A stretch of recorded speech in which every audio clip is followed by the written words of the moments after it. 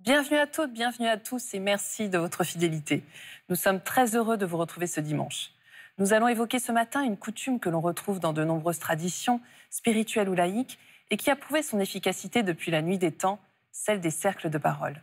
Cet espace de dialogue est aussi très pratiqué dans le bouddhisme à travers deux caractéristiques principales, une écoute active et bienveillante, ainsi qu'une parole responsable et authentique. Si la confiance, la confidentialité des échanges et le respect du cadre s'avèrent indispensables au bon déroulement de ces cercles, il existe d'autres règles pour que ceci fonctionne. Alors quelles sont-elles? Pourquoi le rituel est-il si important? Qu'en est-il des intentions et de la dédicace?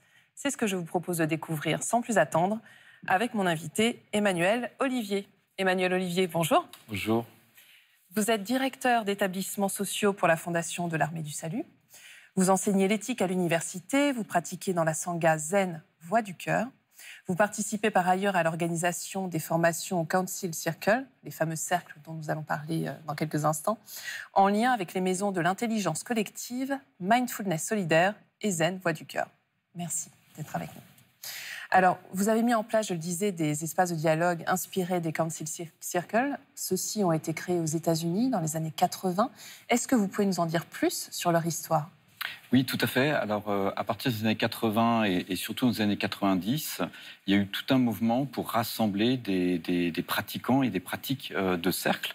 Donc, en faisant venir notamment des traditions de différents pays, que ce soit des traditions culturelles, des traditions aussi spirituelles. Et à partir de ça a été développé le Council Circle pour que ça puisse s'adapter à notre monde d'aujourd'hui. Et alors, en quoi est-ce que c'est important, justement, dans le monde bouddhisme, d'avoir ces cercles de parole?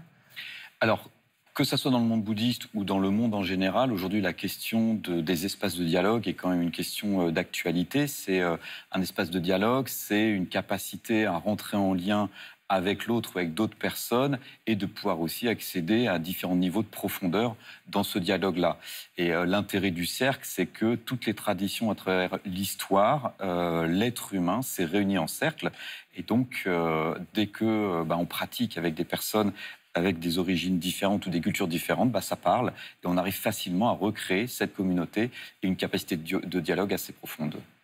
Mais ce que vous me disiez en préparant l'émission, c'est que c'était important pour vous justement de recréer une communauté à travers ce cercle dans le bouddhisme, puisque la communauté fait partie des trois joyaux.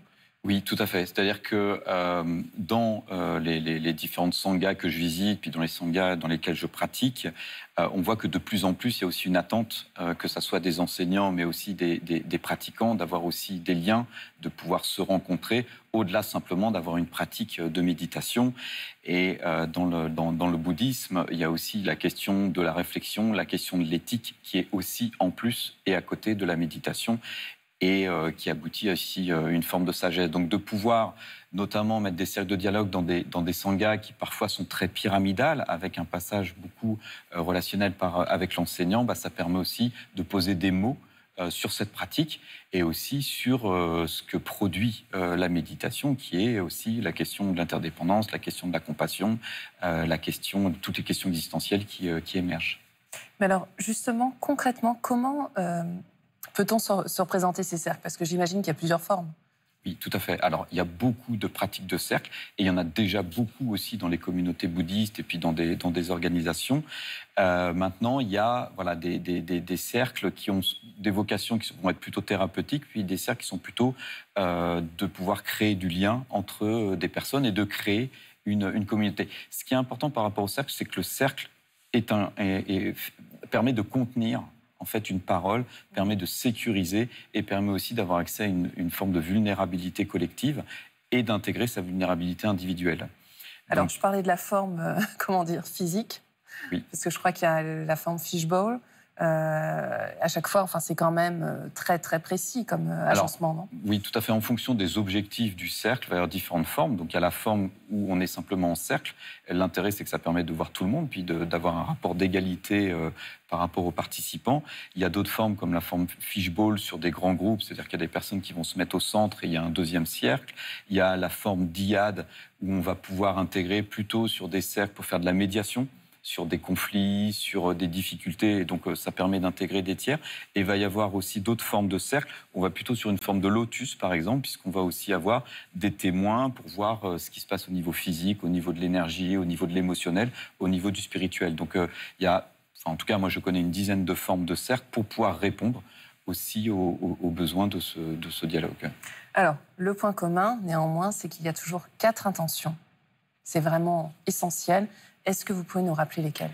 Alors, dans le Council Circle, il y a effectivement 4 intentions. Ces intentions viennent notamment des communautés amérindiennes aux États-Unis. Donc, ce sont des intentions, pas des règles. Hein. L'idée, c'est vraiment oui, donc c'est pas du tout imposé. Pas du tout, pas du tout. Donc, la première intention, c'est de parler du fond du cœur. C'est-à-dire que quand je prends la parole, je suis plutôt sur du témoignage. Je suis pas sur de l'opinion. Je suis vraiment sur mon histoire à moi. Écouter du fond du cœur, je suis pleinement attentif à ce que dit la personne qui parle. Ça, c'est important parce qu'on va avoir tendance souvent à préparer, à avoir des jugements, des opinions. Troisième intention, c'est laisser émerger, vraiment d'essayer d'être dans la spontanéité. Et quatrième intention, d'aller à l'essentiel. Alors, en anglais, ça veut dire to be lean. Alors, parfois, on traduit par être concis, mais c'est pas ça. C'est vraiment essayer d'aller directement au cœur du sujet que je souhaite évoquer. Et à côté de ces intentions, il y a aussi donc l'importance du cercle, l'importance d'entrer dans le cercle et l'importance aussi des objets de parole qui permettent de pouvoir réguler la parole pendant Comme le bâton-parole, par exemple ? Voilà, tout à fait. C'est-à-dire que dans un cercle, dans le Council Circle, il y a un centre. Alors souvent, il y a un tissu rond au centre. Et puis, sur ce tissu, il y a des objets de parole. Donc, soit les participants amènent des objets de parole, soit c'est des objets de parole que le facilitateur amène. Et souvent, c'est des objets qui sont assez chargés émotionnellement.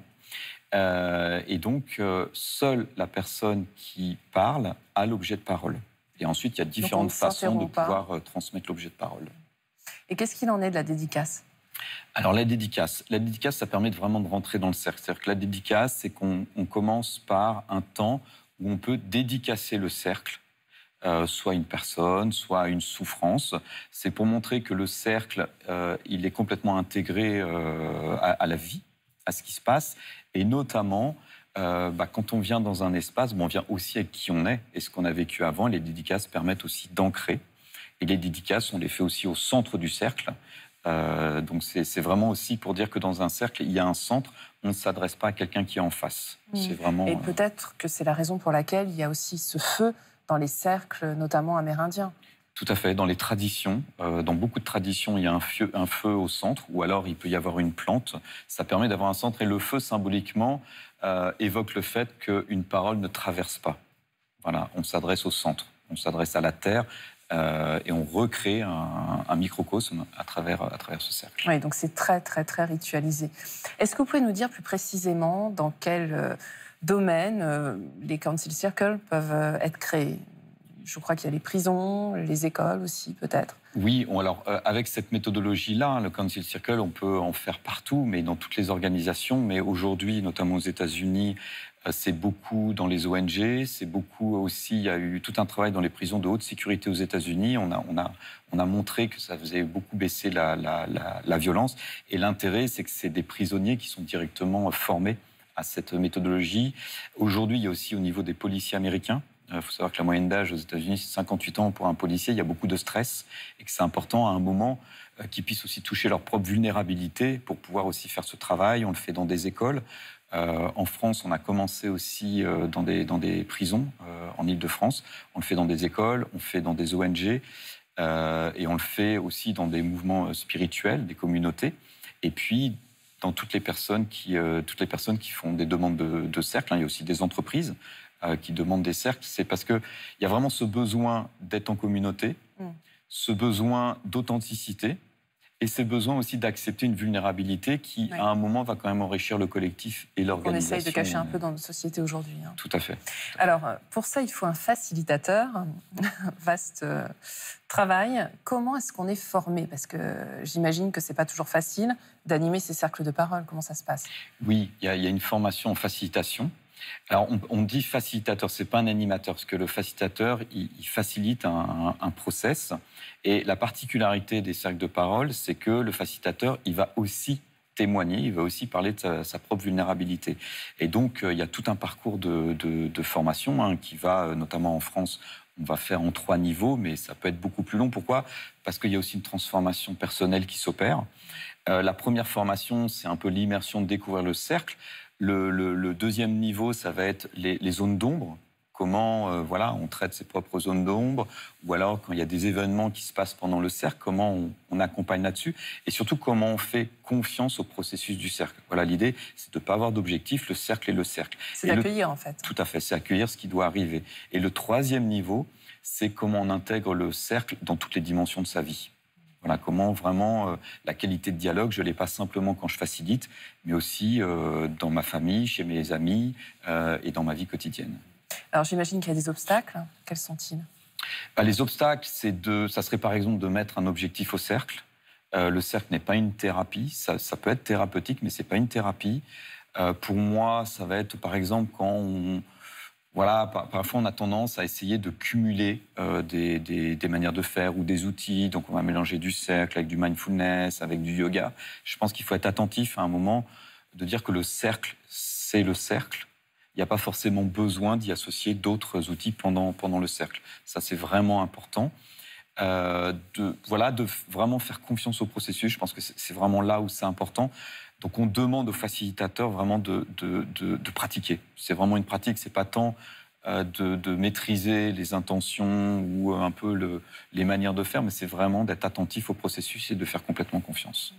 Mais alors justement, et pour conclure, quelle qualité, notamment dans le bouddhisme, ces échanges dans ce cercle peuvent émerger? Je dirais que pour moi, aujourd'hui, quand on fait des cercles de parole, c'est aussi pour être sur le sujet de la compassion. Parce que quand on fait des cercles, on voit qu'il y a beaucoup de souffrances qui émergent. Beaucoup de personnes n'ont pas l'habitude d'être elles-mêmes, de pouvoir avoir du temps, de pouvoir intégrer aussi le silence, les émotions et autres. Donc ça, c'est vraiment important. La compassion, c'est aussi être attentif à soi. C'est-à-dire que le facilitateur, il faut aussi qu'il soit heureux, qu'il puisse bien vivre pour pouvoir intégrer la souffrance de l'autre et aussi bien avoir une bonne connaissance des contextes dans lesquels aussi il évolue. Donc ça, c'est important. C'est la question de l'interdépendance aussi, c'est-à-dire qu'on est connecté à la souffrance de l'autre, à la souffrance du monde et au monde, et aussi à la joie. Donc ça, c'est important. D'être toujours en questionnement. Donc c'est la question du lâcher-prise, la question de se dire qu'on est toujours en train d'apprendre. Donc le facilitateur n'est pas un spécialiste, n'est pas la personne qui détient le savoir. Donc c'est aussi quelqu'un qui est un être humain qui continue à évoluer, à apprendre, à se questionner, et aussi être fragile et qui accepte ses émotions aussi, et la fragilité liée à ses émotions, aussi en pratiquant le ou les cercles. Merci infiniment, Emmanuel Olivier. Et si vous souhaitez en savoir plus, voici quelques livres que nous vous suggérons. Au cœur de la compassion de Dilgo Khyentse Rinpoche, aux éditions Padmakara. À la lumière de sa connaissance et de sa compassion, ce grand maître tibétain, poète et visionnaire, apporte une explication claire et essentiellement pratique de tous les aspects de la pensée et de l'action des bodhisattvas, ces enfants des vainqueurs, dont l'existence incarne toutes les vertus de l'altruisme, à la fois le plus sage et le plus débridé. Fusion de Laurent Huguely, publié chez Mama Éditions. L'auteur nous entraîne dans un lumineux voyage au cœur de la nature profonde de 2 grandes traditions spirituelles, le bouddhisme et le chamanisme. Lâcher prise, acceptation et bienveillance, telles sont les intentions de ce périple dans lequel nous emmène cet ouvrage qui allie magnifiquement théorie, pratique et poésie. Et enfin, les spiritualités en temps de pandémie, de Laetitia Atlani-Duhaut, publié chez Albin Michel. Un témoignage de l'ensemble des leaders religieux français et d'intellectuels ancrés dans chaque communauté, qui tous dialoguent depuis le début de la pandémie avec l'anthropologue Laetitia Atlani-Duhaut.